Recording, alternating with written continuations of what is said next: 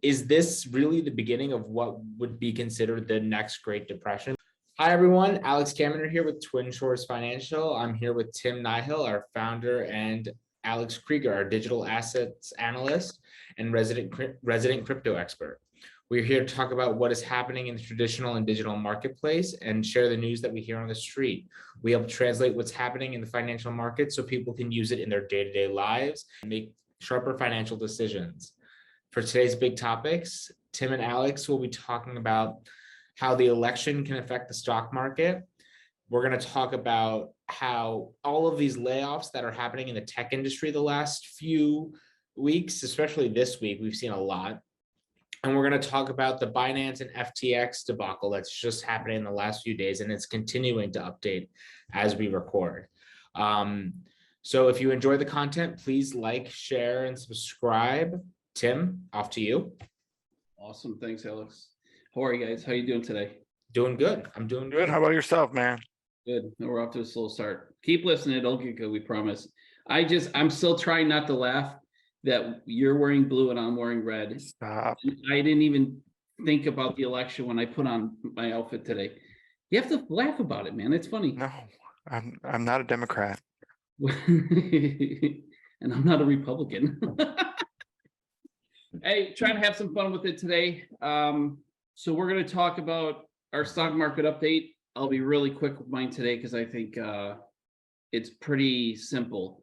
And we can talk a little bit about the election, which affects the markets, if you will, or how it could potentially affect the market.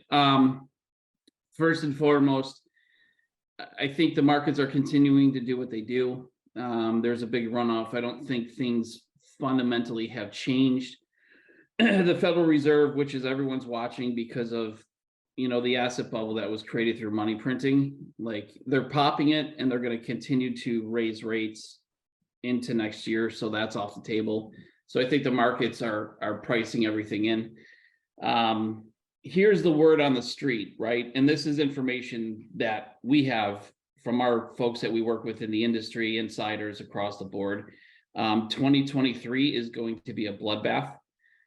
It's that simple. It's going to be real bad across the board in maybe every asset class category there is. So, we're just preparing for that. Wish I had better news on that front, but that seems to be the consensus theme and the most consistent theme across the board. The second part is the election. I think they're, depending on what media channels you listen to, blue, red, green, yellow, whatever, there was an expectation that the Republicans, if you will, would take the House and the Senate, which would have been bullish for your stock markets.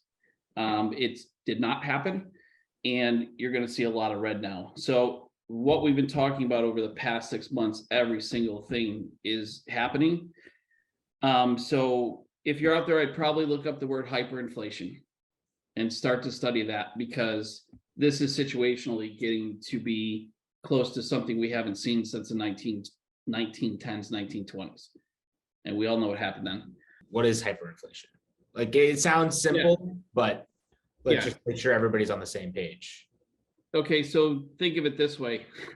It's basically where your money becomes worthless and you lose purchasing power. So let's say today you're paying $10 for a watermelon. You're probably going to be paying over $50 for a watermelon. Food and gas, these costs are going to go through the roof. I was in LaGuardia today and I went through 3 stores and kiosks and I couldn't even find a bottle of regular water.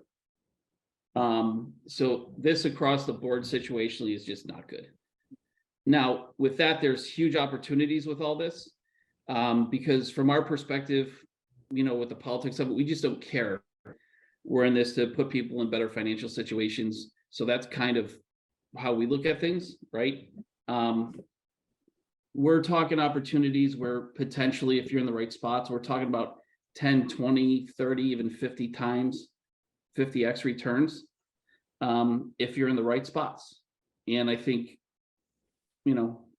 for us and a couple other folks that we work with and work closely with, everyone's seeing it, and it might be a really, really neat opportunity to generate a good amount of wealth. But all of us, I think, are going to have to go through a little bit of a pain period. So we're just going to have to kind of watch the ride and then get to the other side of it.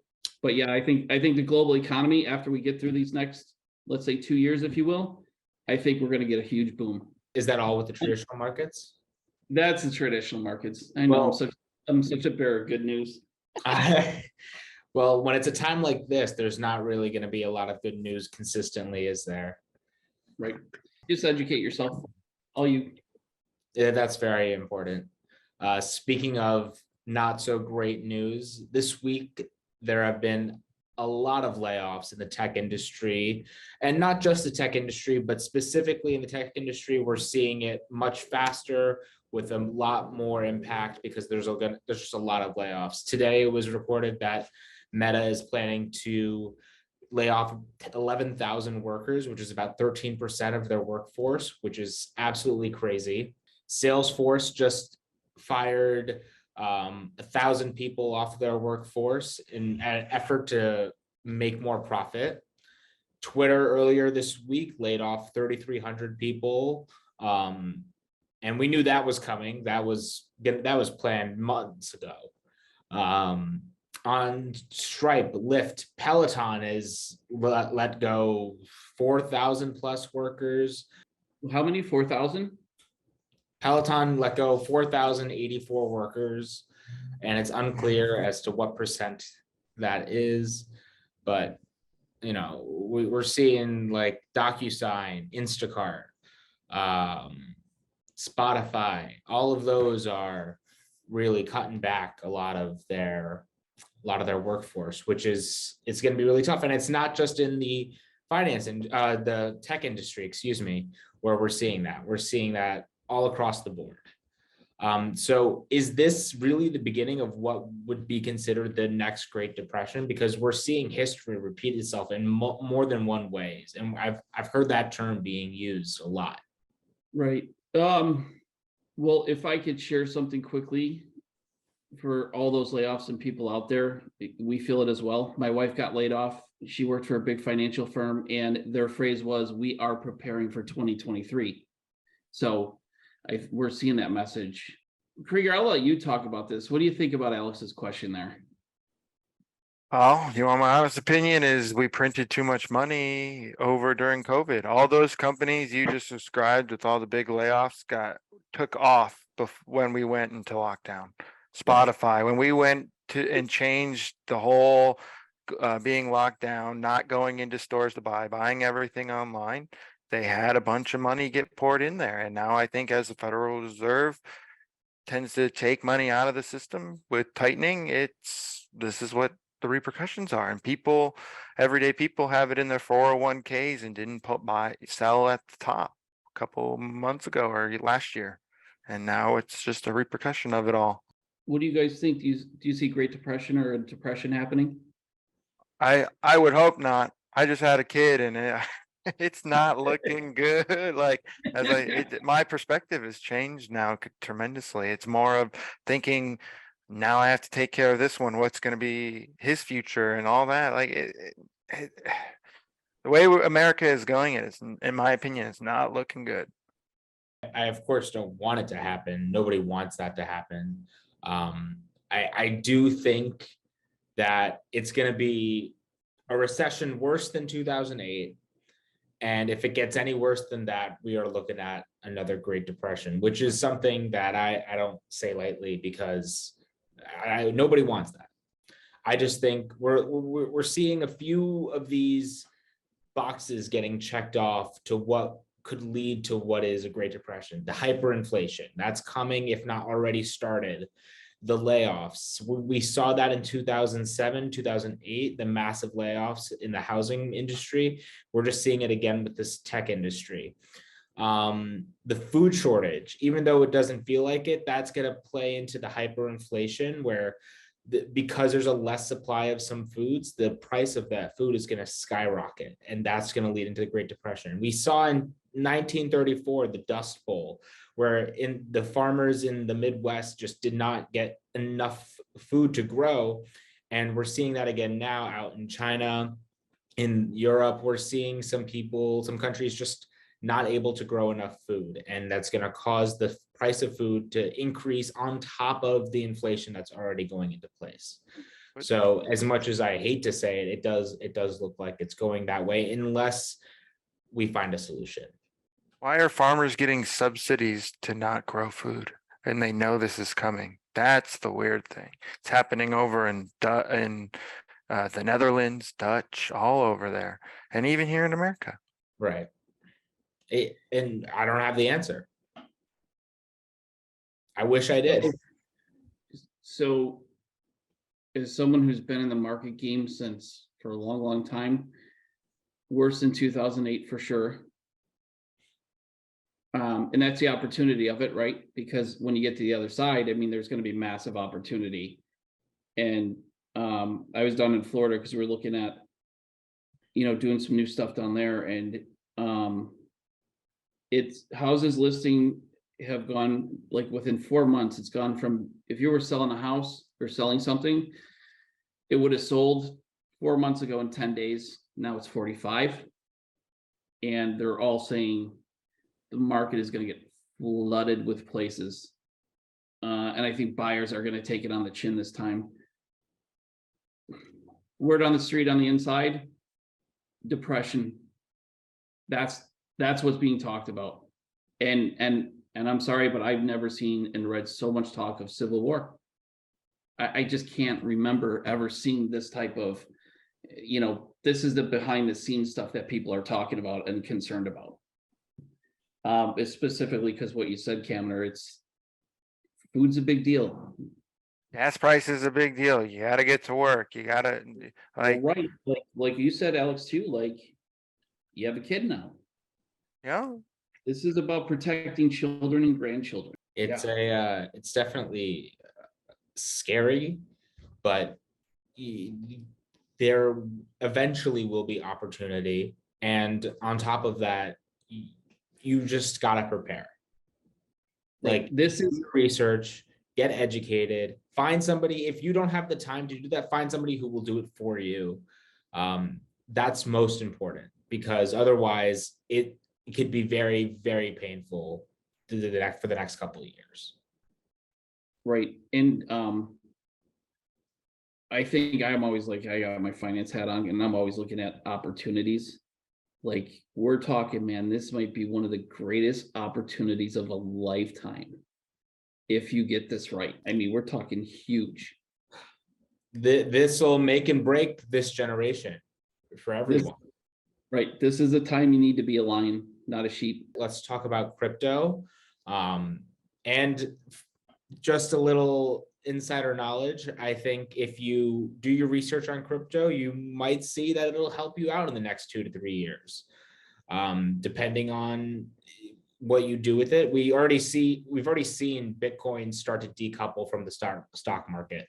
So that should just show you that if the stock market were to crash, Bitcoin would hold out. It might take a little hit, but it would hold out. Yeah. From what I'm seeing, BlackRock wants your Bitcoin. And why is that? Why is that? They want to buy it cheap, man. It just seems like everything is going downhill, man. With the market's tanking, we have an exchange that just apparently collapsed, filing for bankruptcy. It's we found out who's holding the bag of the UST debacle from May finally. Apparently there was talks of Binance buying FTX. From what I'm reading right now, from the Wall Street Journal, says Binance walks away from the deal, according to it, unless they throw in the US, FTX US as well. So well, let's talk about that, because FTX is the exchange that is filing for bankruptcy, and we know why. We could speculate as to why and have a pretty good idea. It's still what I'm hearing is because of Luna. Correct. Luna UST, the whole debacle of the stable coin they had, and they They went too big into it and they got caught with their hands in the cookie jar. And now they were caught using, he had a parent company, Alameda Research, that was trading for behalf of the exchange and got caught with his hands using customers' funds. Now everyone's locked out and Binance is buying it for cheap. For people who are mainly here for the traditional markets, Binance and FTX are both exchanges and two of the biggest ones in the world. Not specifically in the US because they have a separate one, but around the world, they're the mainly used ones. And I think, Alex, you would agree with that. Yes, those are the two big ones. Right. This is why you have to be really, really tight on what you're doing in this space. Right. Like you really have to do your homework. And Makes me feel more push for decentralized. And I know not like I've Is always FTX been an centralized? advocate for what? FTX was centralized. Yeah, it's a central Binance. It's like Gemini. It's Oh, a yeah, I know. centralized exchange. eh, we use Gemini, nothing against centralized exchanges. It's just not your keys, not your coins. We don't own them. Like it could have been Gemini, knock on wood. Luckily it wasn't. You know what I mean? Yeah. We don't know. You never know. Well, and I think, and that's the difference, right? When you separate it out, this is FTX non-US versus FTX US. Correct. Luckily, we have some protections here. That really is an extra safeguard because that's really what we want regulation for. We want crypto, we want crypto regulation, right? But Correct. regulation shouldn't be authoritarian, it should be for protection. Correct. Right. Yeah, so wow. I'm trying to Sorry, think of an example. Chase Bank, you have your cash in Chase Chase Bank and Chase Bank goes out. One of the big 5 banks goes under, or financial institution. Yeah. That's an example. There you go. Now the Terra Luna debacle, you just say is like a stock or whatever, and that company had a bond, right? And all those companies' money, those investors' money went out the drain. That's a comparison best comparison I could give you, right? Yeah, it's like one of the major banks on Wall Street going bankrupt and another major bank buying it up. Even though, like, I mean, CZ, who is the head of Binance, he was invested in FTX for a very long time, and he almost people are talking about him basically being the one that caused FTX to have to liquidate. Right. Yeah, They're all part of a game, man. They all want the power and the control. So sure, business is business. Got to do what's best for your business. And probably a message I would have for people is like, listen, this is why you get tight and do your homework. Because I think there's going to be a lot of bad publicity around crypto now, especially because this could involve Tom Brady and Giselle. Very true. Tom Brady was the spokesperson during the Super Bowl ad for him, and they were big. Giselle, they had 650 million invested in FTFX. Well, it's kind of timely and coincidental with a divorce, isn't it? Yeah. No conspiracy theory here, man. You're putting We're words in my mouth no now. conspirating theory. We're just saying Speculating. We're just timing- speculating. The It just timing's seems interesting. odd. The timing on that is interesting. We're saying what we Right. would have done if given in that situation now. No, if I was a spokesperson and lost that money, I'm pretty sure my wife would divorce me too. What? Well, maybe that's why he came out of retirement again. He's got to pay the bills. He's not doing too good this year to be paying the bills, I'll tell you that. Right. All right, well, But I would, oh, sorry, I'm just gonna say to people is just, I would just say, listen, with all the noise, pay attention to what's going on behind the scenes. On behalf of Twin Shores Financial, thank you guys all for tuning in. I hope you enjoyed. I know this week's was a little bit grimmer than usual, but it's all important stuff that we find that we need to talk about. So if you want to keep up to date on the markets and the future 2023 predictions, please tune in every other Thursday for all your financial informations. And please don't forget to like, share, and subscribe. If you have any questions, please don't hesitate to comment below. Tim, any last words? Yeah, next time I'm going to try to figure out how to hook up this new camera I have. Well, the quality will surely increase. All right, thank you guys.